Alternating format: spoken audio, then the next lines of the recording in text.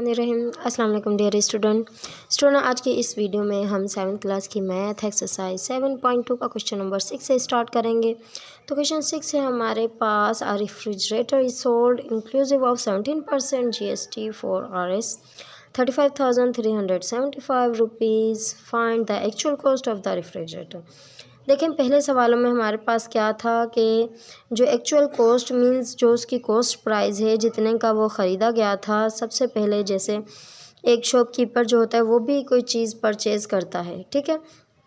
इस तरीके से ही समझ लें कि एक शॉपकीपर ने जितने का वो जो रेफ्रिजरेटर है ख़रीदा है वो हमने बताना है, जबकि ये उन्होंने बताया कि कितने का बेचा था उसने, उस शॉपकीपर ने, और कितने % उसने GST दिया था, यानी कि गवर्नमेंट सेल्स टैक्स दिया था। अब देखिए, पहले हमारे पास हमें पता होता था कि ये इतने का जो पहले जितने का ख़रीदा था वो हमें बताते थे, यानी कि कॉस्ट प्राइस बताते थे। तो हम उसमें क्या करते थे, इतने % उसका GST शामिल करके फिर हम सेल प्राइस बता देते थे। अब यहाँ पे उल्टा है, तो लेकिन आपने परेशान नहीं होना, इसकी मैं आपको ट्रिक बताऊँगी जिससे आप जल्दी से इसको सॉल्व कर लिया करेंगे। तो स्टूडेंट्स, इसको फाइंड करने का थोड़ा सा लंबा प्रोसीजर है, लेकिन मैं वो आपको नहीं बताऊंगी, मैं आपको शॉर्ट ट्रिक बता देती हूँ। आप बस वो याद रख लेना और इसी तरीके से सॉल्व कर लेना। तो हमारे पास स्टूडेंट्स फार्मूला हम बाद में बनाएंगे। तो जो हमारे पास हमने क्या फाइंड करना है, कॉस्ट प्राइस, यानी कि जो उसकी एक्चुअल प्राइस है वो फाइंड करनी है, और उसके बाद जितने का बेचा है वो हमें पता है, और कितना है गवर्नमेंट सेल्स टैक्स 17% है। तो हमारे पास जितने का बेचा है वो हमने लिखा सबसे पहले 35,375। ये जो है हमारे पास सेल प्राइस हमने लिखा अपॉन।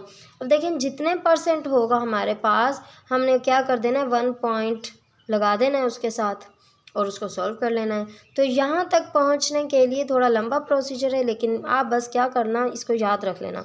जितने भी % हमने फाइंड करना होगा उस % के साथ हमने 1 पॉइंट लगा देना है, ठीक है।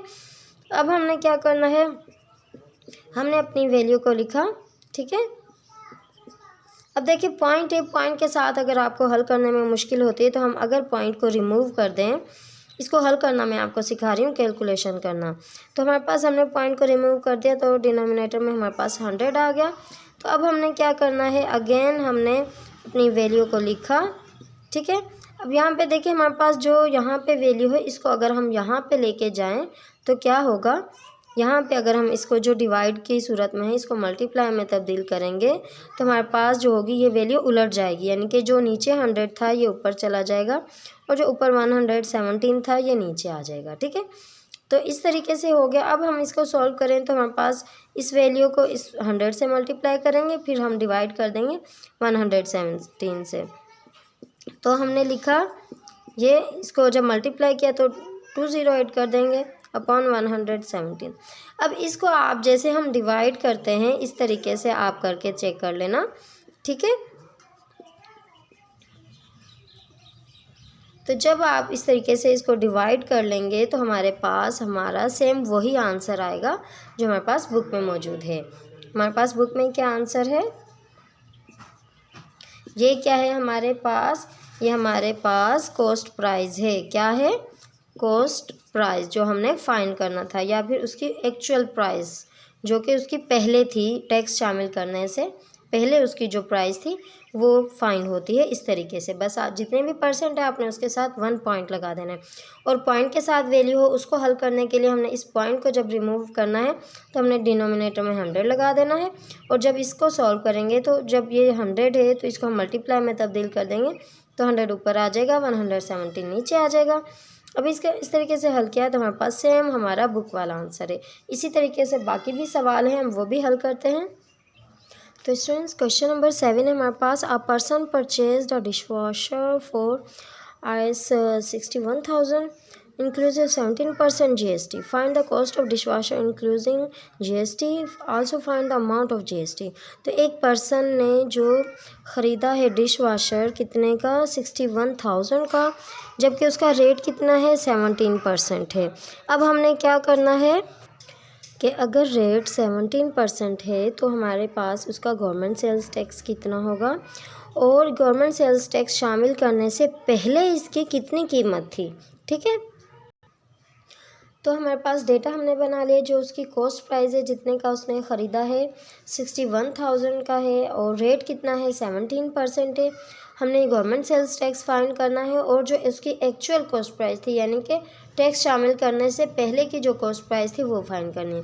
तो जैसे कि क्वेश्चन नंबर 6 में हमने किया था कि अगर हमने एक्चुअल कॉस्ट प्राइस फाइंड करनी हो तो हम क्या करते हैं, कॉस्ट प्राइस लिखते हैं जो हमारे पास गिवन होती है।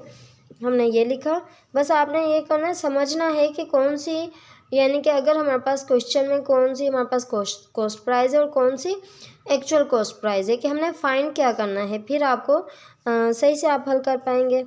तो यहाँ पे हमने जो एक्चुअल कॉस्ट प्राइस फाइंड करनी है तो उसके लिए हमने क्या करना होगा, कॉस्ट प्राइस लिखी, उसको डिवाइड करेंगे, जैसे मैंने बताया था जितने भी परसेंट है उसके साथ 1.8 कर देना है। 1.17, अगर 17 है तो 1.17 लिख दिया, अगर 18 होता तो हम लिख देते 1.18, ठीक है, इस तरीके से। तो हमने ये लिख दिया। अब हम, जैसे मैंने समझाया था कि अगर हमारे पास पॉइंट में वैल्यू हो तो हमने पॉइंट को रिमूव करने के लिए क्या करना होता है, अपनी इस पॉइंट को रिमूव करके वैल्यू को लिख देना होता है, और पॉइंट की राइट साइड पे जितने डिजिट होते हैं उतने ही ज़ीरो लगा देने होते हैं 1 के साथ। तो इस तरीके से आगे। अब इसका नेक्स्ट स्टेप क्या करना है, हमने ये लिखा, ठीक है। अब इस पूरी वैल्यू को अगर हम मल्टीप्लाई में तब्दील कर दें तो हमारे पास 100 ऊपर चला जाएगा, 170 नीचे आ जाएगा।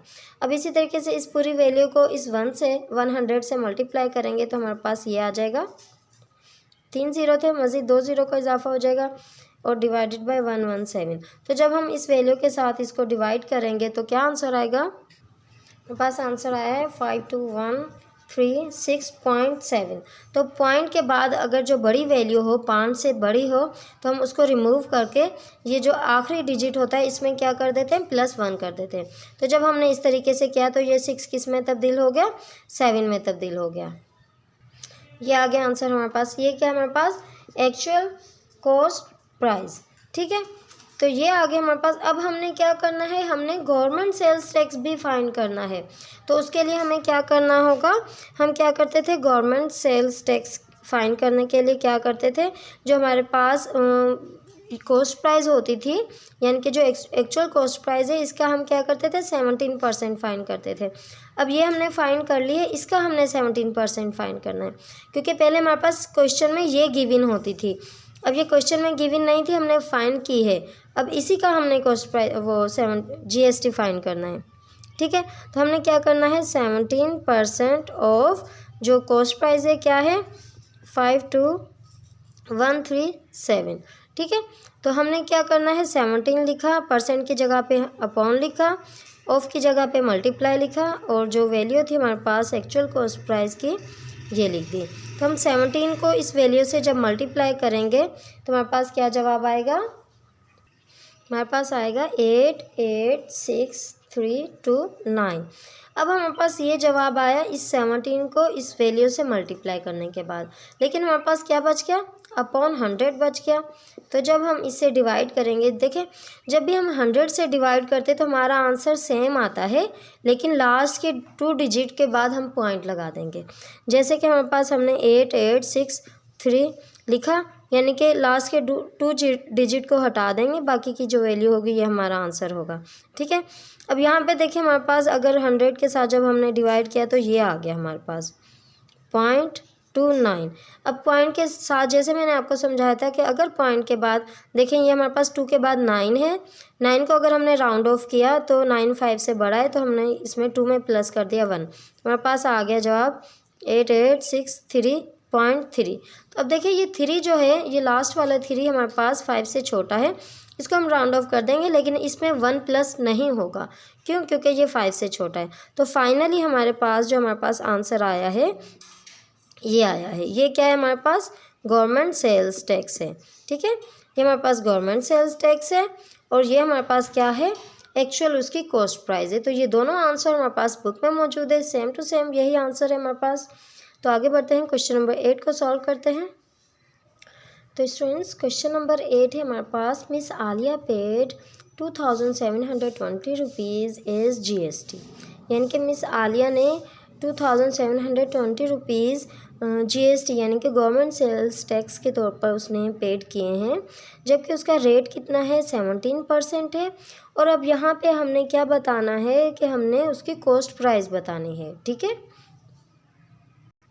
तो स्टूडेंट्स हमने डेटा बना लिया। गवर्नमेंट सेल्स टैक्स कितना पेड किया था उसने 2720 रुपीज़ और रेट कितना था 17%। कॉस्ट प्राइस हमने फाइंड करनी। तो हम क्या करते थे 17% फाइंड करते थे किसका, कॉस्ट प्राइस का। तो हमने लिखा 17% ऑफ कॉस्ट प्राइस जो हमने फाइंड करना है उसकी जगह पे हमने एक्स लिख दिया। अब फाइंड करने के बाद जो हमारे पास आंसर होता था वो क्या था गवर्नमेंट सेल्स टैक्स था। तो गवर्नमेंट सेल्स टैक्स यहाँ पे गिवन है और कॉस्ट प्राइस हमारे पास गिवन नहीं है। तो जो गिवन नहीं है उसकी जगह पे हमने एक्स लिख लिया और जो गिवन है उसकी जगह पे हमने उसकी वैल्यू लिख ली। कितना गिवन है, यानी कि जब हम हल करते थे तो हमारे पास ये आंसर आता था, तो ये हमारे पास गिवन होता था। अब ये हमने फाइंड करना है तो हम इस तरीके से स्ट्रक्चर बना लेंगे। हमने लिखा 17% की जगह पे 100, ऑफ की जगह पे मल्टीप्लाई, एक्स की जगह पे एक्स ही लिख देना है क्योंकि ये हमने फाइंड करना है। और जो हमारे पास गवर्नमेंट सेल्स टैक्स है वो हमने लिख लिया। ठीक है, अब हमने क्या करना है, हमने जो देखें इस एक्स को यहाँ पे रहने देना है और इक्वल टू 2720 इसको भी यहाँ पे रहने देना है। अब जो ये वैल्यू है एक्स के साथ इसको हम दूसरी तरफ ले जाएंगे। दूसरी तरफ कैसे लेके जाएंगे, हमने क्या करना है जो एक्स के साथ मल्टीप्लाई हो रहा है वो किस में तब्दील हो जाएगा, इधर आके डिवाइड में तब्दील हो जाएगा। और जो यहाँ पे एक्स के साथ डिवाइड हो रहा है उसको हम बराबर की दूसरी तरफ ले जाएंगे तो वो मल्टीप्लाई में तब्दील हो जाएगा। ठीक है, अब हम पहले क्या करेंगे, इस वैल्यू को इस 100 के साथ मल्टीप्लाई करेंगे तो हमारे पास आ जाएगा 2 0 का इजाफा हो जाएगा। ठीक है, अब जहाँ पे 17 था तो हमने ये लिख दिया। अब हम क्या करेंगे, पहले हमने मल्टीप्लाई किया है, अब हम डिवाइड करेंगे। अब हम डिवाइड कैसे करेंगे, डिवाइड ऐसे करेंगे कि यहाँ पे हम रफ कर लेते हैं। हमने लिखा 17, ठीक है, अब यहाँ पे क्या है 272000, सही है। तो हमने 17 का टेबल 1 टाइम पढ़ेंगे क्योंकि 17 का टेबल 2 टाइम्स पढ़ेंगे तो 34 आ जाएगा। 1 टाइम पढ़ा 17 आ गया, 7 में से 7 माइनस किया 0, 2 में से 1 माइनस किया 1। ठीक है, अब यहाँ पे ये इस 2 को हम नीचे ले जाएंगे, 102 बन गया। तो हम 17 का टेबल 6 टाइम्स पढ़ेंगे, हमारे पास आ गया 102। ठीक है, जब ये आ गया तो ये समझो ये यहाँ तक हमारी वैल्यू हल हो गई। इसके बाद यानी कि यहीं पे ये सवाल हल हो गया। यहाँ पे कितने ज़ीरो बचे, 3 ज़ीरो बचे, तो वो 3 ज़ीरो हमारे पास इस आंसर के साथ आ जाएंगे। ठीक है, डिवाइड में ऐसा होता है। तो यहाँ पे देखिए ये 3 ज़ीरो तो यहाँ आंसर के साथ आ गए, तो यहाँ पे हमने लिख दिया 16,000। अब ये एक्स क्या था हमारे पास, हमने एक्स किसको लेट किया था, हमने एक्स कॉस्ट प्राइस को लेट किया था। यहाँ पे हम कॉस्ट प्राइस लिख देते हैं एक्स की जगह पे, तो ये हो गया हमारे पास हमारा आंसर। ठीक है, अब आगे बढ़ते हैं, क्वेश्चन नंबर 9 को सॉल्व करते हैं। तो स्टूडेंट्स क्वेश्चन नंबर 9 है हमारे पास, an electric company charges ₹1547 GST, यानी कि गवर्नमेंट सेल्स टैक्स उन्होंने इतना पेड किया है, चार्जेस करती है। और क्या है, consumption of elasticity of the cost, यानी कि इलेक्ट्रिसिटी की जो कॉस्ट है उसकी वो कितनी है 9100 रुपीज़ है। अब यहाँ पे हमने क्या फाइंड करना है, गवर्नमेंट सेल्स टैक्स फाइंड करना है। ठीक है, तो हमने डेटा बना लिया है, गवर्नमेंट सेल्स टैक्स गिवन है, कॉस्ट प्राइस भी गिवन है, हमने रेट फाइंड करना है। ठीक है, तो कितना रेट है ये कैसे फाइंड करेंगे हम, तो हम क्या करते थे, पहले हम लिखते थे जितना रेट होता था वो लिखते थे। मिसाल अगर 17 है तो हमने 17 लिखा, परसेंट लिखा, ऑफ, कॉस्ट प्राइस लिखा। ठीक है, आगे क्या आता था हमारे पास, गवर्नमेंट सेल्स टैक्स आ जाता था। तो हमारे पास अब यहाँ पे क्या है, ये हमारे पास हमने फाइंड करना है। तो यहाँ पे एक्स लिख दिया, परसेंट लिख दिया, ऑफ लिख दिया, कॉस्ट प्राइस क्या है हमारे पास, कॉस्ट प्राइस की जगह पे हमने उसकी जो वैल्यू है वो लिख दी। और जीएसटी जो हमारे पास आता था, आंसर क्या आता था, पहले हम फाइंड करते थे, अब यहाँ पे हमारे पास गिवन है। ठीक है, अब देखिए यहाँ पे इस तरीके से स्ट्रक्चर बन गया है। अब यहाँ पे एक्स हमने फाइंड करना है, तो हम क्या करेंगे, हमने एक्स लिखा, एक्स परसेंट, यानी कि जितने भी परसेंट होता था हम लिख देते थे उतने परसेंट। तो परसेंट की जगह पे हम क्या करते हैं, अपॉन में 100 लिखते हैं, ऑफ की जगह पे हम क्या लिखते हैं, मल्टीप्लाई। अब जो बाकी की वैल्यू हमने लिखी है उसको लिख लिया।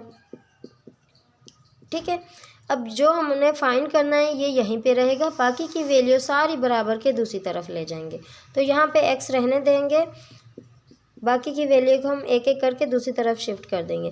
तो x के साथ ये वैल्यू हमारे पास मल्टीप्लाई हो रही है, इधर आके डिवाइड में तब्दील हो जाएगी। ठीक है, अब x के साथ ये वैल्यू डिवाइड हो रही है, इधर आके मल्टीप्लाई में तब्दील हो जाएगी। इक्वल के दूसरी तरफ ले जाएंगे तो उसकी निशानी चेंज हो जाएगी। अगर डिवाइड हो रही है तो वो मल्टीप्लाई में तब्दील हो जाएगी, अगर मल्टीप्लाई हो रही है तो वो बराबर की दूसरी तरफ ले जाएंगे तो वो डिवाइड में तब्दील हो जाएगी। अब इस तरीके से बन गया हमारे पास। तो आपको फार्मूला भी याद रखने की ज़रूरत नहीं, बस आप इक्वेशन को रीअरेंज करना सीख लें, कैसे फार्मूला बनता है उसको बनाना सीख लें। ठीक है, तो ये इस तरीके से मैं आपको इसलिए समझा रही हूँ क्योंकि आप रटाफिकेशन ना करें, आप अच्छे से समझ के और ख़ुद से उसको सॉल्व करें।